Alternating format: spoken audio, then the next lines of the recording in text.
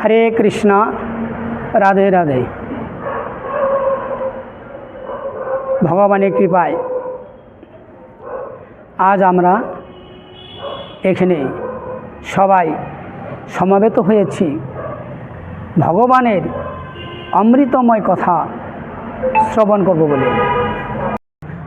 ভগবানের কাছে প্রার্থনা করি আপনারা সকলেই ভালো থাকুন, সুস্থ থাকুন এবং ভগবানের ভজন সাধন করতে থাকুন। তো আজ আমরা শ্রবণ করব যে কলিযুগে যে আমরা জন্মগ্রহণ করেছি কিসের জন্য, বা যে ভগবানের যে অমৃতময় কথা বা ভগবানের নাম শ্রবণ করলে কি হয়, ভগবানের নাম কীর্তন করলে কি হয়, বা এই যে হরিনাম, এই হরিনাম করলেই বা কি হয়, এই বিষয়ে আমরা সংক্ষেপে শ্রবণ করব। যে হরিনাম করলে কি হয়, হরিনামের মহিমা কি, সেই প্রসঙ্গে আজ আলোচনা করছি।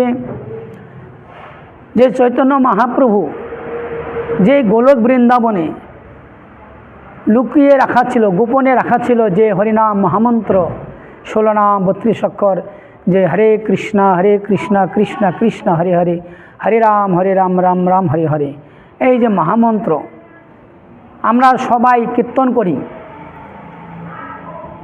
কীর্তন করে লাভ কি, বা এই হরিনাম করে কেই বা বৈকুণ্ঠ বা ভগবানকে পেয়েছে? তো শ্রবণ করুন। হরিনামের মহিমা এতই যে দেবতাগণ বা অনন্তদেব সে সহস্র মুখ দিয়েও গুণকীর্তন করে শেষ করতে পারেন না। ভগবানের নামের এতই মহিমা। তো হরিনাম করলে কি হয়, এক ভক্ত অর্থাৎ এক মা ছিলেন, তার একটি পুত্র ছিল। পুত্রটি খুব দুষ্টু, যাকে এক কথায় বলা যায় কুলাঙ্গার। মায়ের কোনো কথা শুনে না, দিবারাত্রি এইদিক ওদিক আড্ডা মেরে ঘুরে বেড়ায়, নেশা করে পড়ে থাকে। সে মা তার পুত্রকে নিয়ে খুব চিন্তিত যে এই ছেলের কীভাবে মঙ্গল হয়। তো মা সবসময় চিন্তা করত। ঠিক একদিন শ্রীধাম বৃন্দাবন থেকে এক সাধু ওনার বাড়ির আশেপাশে এসেছেন ভগবানের নাম প্রচার করার জন্য। তো ওই মা শুনতে পেলেন যে অমুক বাড়িতে বৃন্দাবন থেকে এক সাধু বাবা এসেছে হরিকথা শ্রবণ কীর্তন করবে বলে। তো ওনারও ইচ্ছা হইল যে একটু হরিকথাও শুনিয়ে আসি আর আমার ছেলের মঙ্গলের জন্য কিছু জিজ্ঞাসা করে আসি। বৃদ্ধ মা গেলেন সাধু বাবার কাছে। সাধুর কাছে গিয়ে প্রণাম দণ্ডবোধ করে ভাগবত পাঠ শ্রবণ করলেন।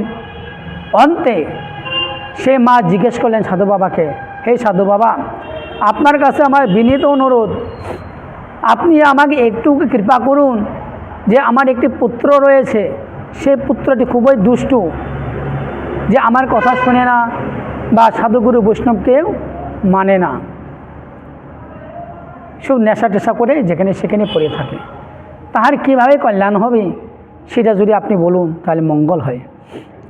মায়ের কথা শুনে সাধু বাবা বললেন, তুমি বাড়িতে চলে যাও, আগামীকাল তোমার পুত্রকে আমার কাছে নিয়ে আসবে। সাধু বাবাকে প্রণাম করে মা চলে গেলেন বাড়িতে। ছেলে গিয়ে বলছেন, বাবা তুমি তো আমার কথা শোনো না, তো যাই হোক কালকে তোমাকে আমার সঙ্গে এক জায়গায় যেতে হবে। কোথায় না, এক অমুক বাড়িতে সাধু বাবা এসছে, সাধুর সঙ্গে একটু দেখা করে আসবে। ছেলেটি বলল, না আমার অত সময় নাই।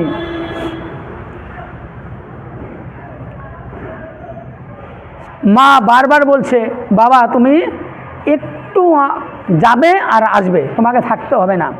তখন ছেলেটি বলছে ঠিক আছে আমি যেতে পারি, তবে তুমি যে কথা বলছে যাব আর আসবো। বলছে ঠিক আছে তুমি চলো তো আগে। যাই হোক একটু মতিগতি চেঞ্জ হয়ে গেল। সাধু বাবাকে দর্শন করার জন্য ছেলেটি মায়ের সাথে গেল। সাধু বাবাকে দেখে মা প্রণাম করছে। এবারে মা ছেলেকে বলছে সাধুকে প্রণাম করো। যে রাস্তাঘাটে মদ খায় যেখানে সেখানে পড়ে থাকে সে সাধু বাবাকে দেখে প্রণাম করলো। এবার সাধু বাবা বলছে যে তুমি আমার সঙ্গে একটু বসো। সাধু বাবাকে বলছে না আমার অত সময় নাই, আমার অনেক কাজ আছে। বলছে ঠিক আছে অনেক কাজ আছে পরে গিয়া করবে, একটু বসো। এই গল্প করছেন সাধু বাবা, ভগবানের কথা আলোচনা করতে করতে অনেক রাত্রিও হয়ে গেল। তখন সাধু বাবা বলছে এত রাত্রিও হয়ে গেছে, তুমি আর বাড়িতে গিয়ে কী করবে, চলো আমরা দুইজনে এইখানেই ভগবানের কথা বলতে বলতে বিশ্রাম করি, এক রাত্রি আমার সঙ্গে কাটাও। সাধু বাবাকে বলছে আপনার কি মাথা খারাপ হয়ে গেছে, আমি আপনার সাথে রাত্রি কাটাবো? আমার অত সময় নাই, আমার জন্য অনেক আমার ভক্তবৃন্দ অপেক্ষা করছে, সেখানে যেতে হবে। মা বলছে বাবা তুমি তো বাড়িতে গিয়েও ঘুমাবে, এখানেও ঘুমাবে। তো সাধু বাবা যখন বলছে একটা রাত্রির ব্যাপারই তো একটা রাত্রি থাকো। মায়ের কথায় ছেলেটি রাজি হয়ে গেল, ঠিক আছে। তো সাধু বাবা আমি আপনার সঙ্গে থাকতে পারি, কিন্তু একটা কথা হলো যদি আপনি আমার ঘুমে ডিস্টার্ব করেন তাহলে কিন্তু আমি চলে যাব। বলছি ঠিক আছে তাই হবে। এবার সাধু এক পাশে শুয়েছে, ওই ছেলেটি এক পাশে শুয়েছে। কিছুক্ষণ পর ওই সাধু বাবা ওই ছেলেটিকে কোমরের মধ্যে খোঁচা দিচ্ছে, এই ওঠো তো। ছেলেটি বলছে কী ব্যাপার, আপনাকে আমি বলেছি না যে রাস্তায় রাত্রেবেলায় ডিস্টার্ব না করতে। কয় না শোনো না অনেক তো রাত্রি হলো, মনটা খুব ভালো লাগছে না, চলো দুইজনে মিলে একটু কৃষ্ণ নাম করি। ছেলেটি বলছে আপনার মাথা খারাপ, আমি ঘুম বাদ দিয়ে হরে কৃষ্ণ করব না, আপনি চুপচাপ ঘুমান। সাধু বাবা চুপ হয়ে গেল, উনিও কিছুক্ষণ ঘুমালো। আবার কিছুক্ষণ পর সাধু বাবা আবার খোঁচা দিচ্ছে। এইভাবে অনেকবার খোঁচা দেওয়ার পরে ছেলেটি বলছে আমি আর আপনার সঙ্গে থাকবো না, আমি চলে যাব। তখন বলছে তুমি রাগ কেন করছো, তুমি যদি একবার কৃষ্ণ নাম করো তাহলে তো আমি তোমাকে ডিস্টার্ব করি না, একবার বলে দিলেই তো ভেজাল শেষ। তখন ছেলেটি চিন্তা করছে সাধু বাবা যখন বারবার বলছেই যখন, তবে এইটা কিন্তু লাস্ট, আমি একবারই কৃষ্ণ নাম করব, তারপরে কিন্তু করব না, তারপর যদি ডিস্টার্ব করেন আমি চলে যাব। বলছে ঠিক আছে। তখন ওই ছেলেটি সাধু বাবার সঙ্গে এই যে হরে কৃষ্ণ মহামন্ত্র কীর্তন করছেন। কীর্তন করতে করতে সাধু বাবাও ঘুমিয়ে পড়েছেন আর ওই ছেলেটিও শুয়ে পড়েছে। এবার যখন ভোর হয়ে গেল ওই ছেলেটি ঘুম থেকে উঠে চলে যাবে, এমন সময় সাধু বাবা বলছে কি ব্যাপার, তুমি যে চলে যাচ্ছ তো কমসে কম একবার বলে তো যাবে। তখন ছেলেটি বলছে আপনি কে, আপনাকে কেন আমি বলতে যাব আমি কোথায় গেলাম না গেলাম, আর আমি কেউ হই বা না হই, যেহেতু এক রাত্রি একসাথে কাটাইলাম, গল্প করলাম, তো কমসে কম যাওয়ার সময় তো বলে তো যেতে হয়। আচ্ছা ঠিক আছে আমি এখন যাচ্ছি। তখন সাধু বাবাটি বলছে শোনো দাঁড়াও,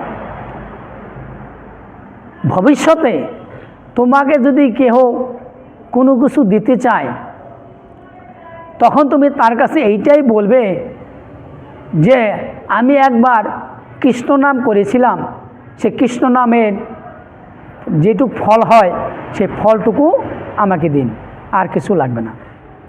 যাই হোক সাধু বাবা চলে গেল ওখান থেকে, ছেলেটিও বাড়িতে চলে গেল। যা হোক কিছুদিন পর ছেলেটি সংসার ইত্যাদি করে মারা গেল। যমরাজ ছেলেটিকে বলছে তোমাকে তো নরকে যেতে হবে, নরক যন্ত্রণা ভোগ করতে হবে, তো তোমার যদি কোনো শেষ ইচ্ছা থাকে তাহলে বলো।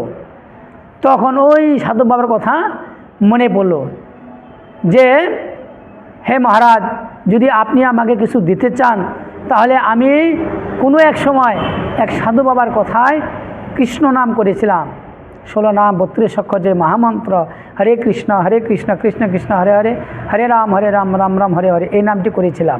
তো এই নাম করে যতটুকু আমার পুণ্য হয়েছে, ফল হয়েছে, সে ফলটুকু আপনি দিন।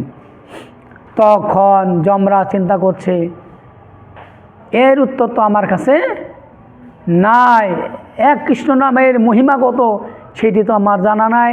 তখন যমরাজ চিন্তা করলো কার কাছে যাওয়া যায়।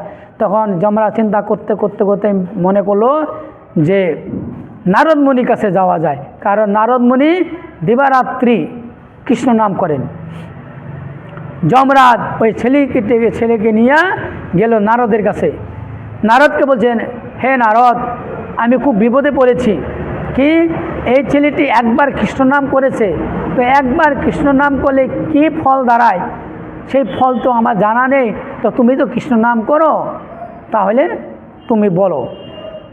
নারদ মুনি বলছে, আমি তো একবার তো আর কৃষ্ণ নাম করি না, আমি তো দিবারাত্রি কৃষ্ণ নাম করতেই থাকি, তাহলে একবার কৃষ্ণ নাম করলে তার কি মহিমা সেটা তো আমি জানি না।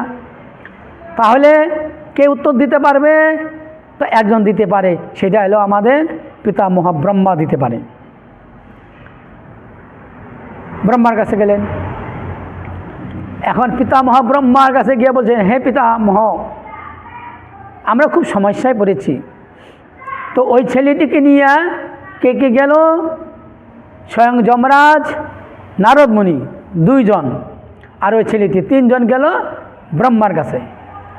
ব্রহ্মাও ঠিক উত্তর দিতে পারলেন না, যে এই উত্তর আমার কাছে নাই, কারণ আমি তো একবার কৃষ্ণ নাম করি না, আমি একবার করলে 4 বার হয়ে যায়, কারণ আমার 4টি মাথা 4টি মুখ, আমার একবার করলে 4 বার হয়ে যায়। তো এক কৃষ্ণ নামের মহিমা তো আমার জানা নাই।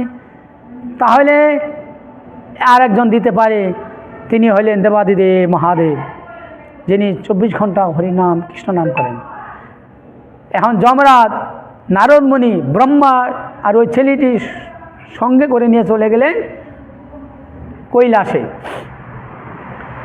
শিব বাবাকে প্রণাম করে বলছেন, হে মহাদেব, আমরা খুব জটিল সমস্যায় পড়ে গেছি। এই ছেলেটি একবার কৃষ্ণ নাম করেছে, তো আমরা জিজ্ঞেস করলাম তোমার অন্তিম ইচ্ছা কি? সে অন্তিম ইচ্ছা চাইল যে আমি একবার কৃষ্ণ নাম করেছি, এই কৃষ্ণ নামের মহিমা কি সেইটুকু আমাকে প্রদান করুন। শিব ঠাকুরও উত্তর দিতে পারলেন না, কারণ শিব ঠাকুর একবার কৃষ্ণ নাম করলে 5 বার করা হয়, কারণ শিবের মাথা কয়টা? 5টা।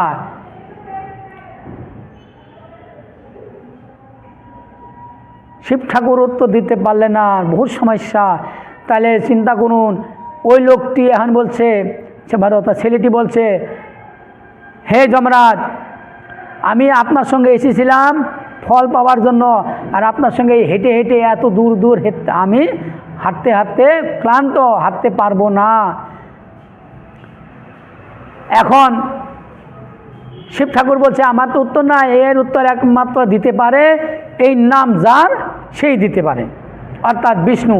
তাহলে বিষ্ণুকের কাছে যাইতে হইলে বৈকুণ্ঠে যাইতে হবে।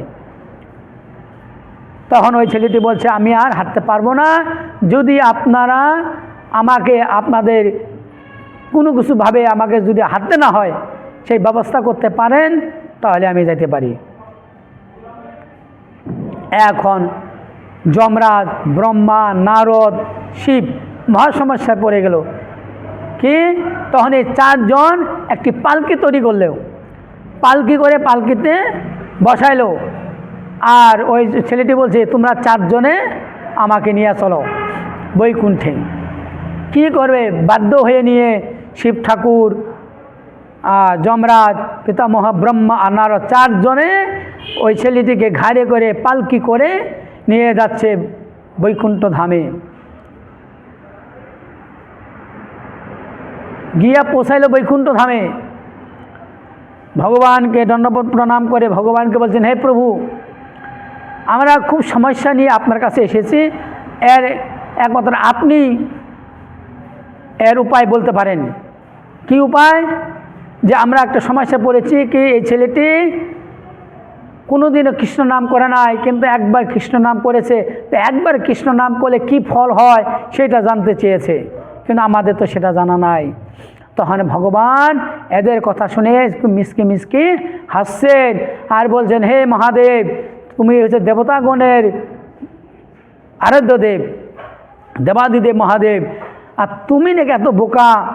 পিতামহ ব্রহ্মাকে বলছেন, পিতামহ ব্রহ্মা, আপনি সৃষ্টিকর্তা, আর আপনি এটুকু বুঝতে পারলেন না একবার কৃষ্ণ নামের মহিমা কি? আর এইটুকু তো বোঝা যায়, একবার কৃষ্ণ নাম ছেলেটি করেছে, যে একবার কৃষ্ণ নাম করে আপনাদের মতন 4 জনে ঘাড়ে চড়ে যদি বৈকুণ্ঠে আসতে পারে, আর যারা যদি দিবারাত্রি কৃষ্ণ নাম করে তাদের মহিমা কত। তাহলে এক কৃষ্ণ নামের অনেক মহিমা। একবার কৃষ্ণ নাম করলে ব্রহ্মা, শিব, নারদ, এমনকি যমের ঘাড়ে চড়ে বৈকুণ্ঠে যাওয়া যায়। এই জন্য কৃষ্ণ নামের অনেক মহিমা।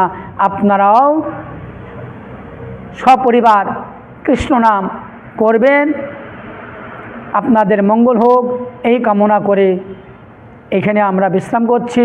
জয় রাধে, ভালো থাকবেন, সুস্থ থাকবেন।